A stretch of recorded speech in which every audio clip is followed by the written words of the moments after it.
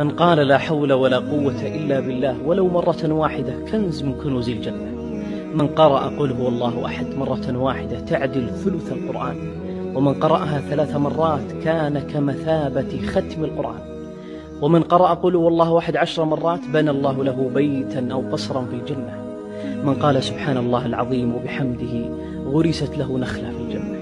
من قال سبحان الله والحمد لله ولا إله إلا الله والله أكبر بكل واحدة غرس شجرة في الجنة. من قال لا إله إلا الله وحده لا شريك له، له الملك وله الحمد وهو على كل شيء قدير، كان كمن أعتق 4 أنفس من ولد إسماعيل.